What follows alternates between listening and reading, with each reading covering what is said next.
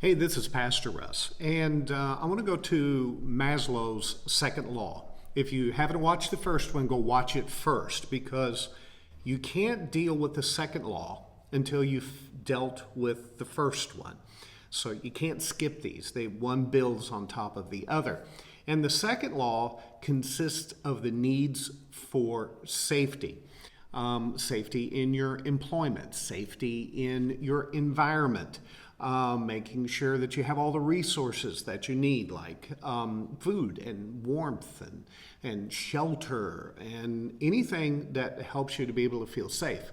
Quite often you'll see children suffering in this particular area if they're in an environment that isn't very safe for them, either emotionally or physically, or both. And you'll see them struggle because they don't feel safe. Now, if your life and your surroundings are not at a place where you feel that you're doing well, this is going to make you twitch. And that's why it's so important that for us as a church we address this, because we live in a world today, it isn't safe. It isn't safe to go to school, it isn't safe to go to work. Am I going to have a job next week? All this insecurity, and it's eroding at this particular base.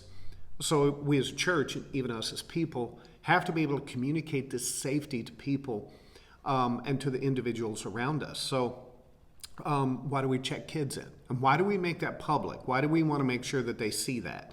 Because it communicates safety. Why do we have cameras where people can see them? Why do we have a security team?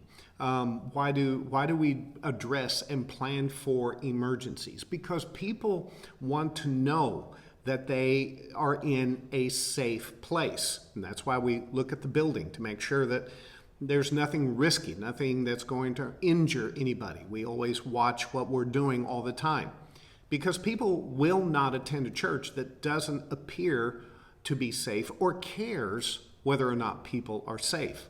Now, it also speaks to relationships. If a relationship doesn't feel safe, people will bail. It's just gone. You're done. Because it's a most basic need. It'll happen very, very quickly. And so motivation for law and order and protection is mandatory.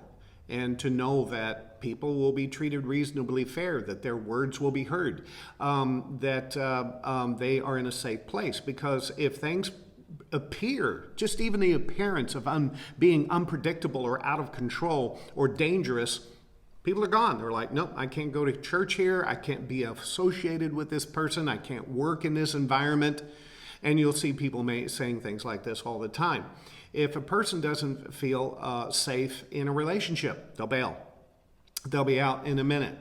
If they feel that they're threatened in any way by a particular person at a particular restaurant, whatever, they'll just avoid it at all costs, because they would rather do that than to put themselves at risk. So the question you have to ask yourself, number one, is what is your ministry doing to make sure people understand this is a safe place to be able to attend church? And then secondly of all, what are you doing in order to communicate to them that you're a safe person to know and to have as a part of their life and as a leader in their life?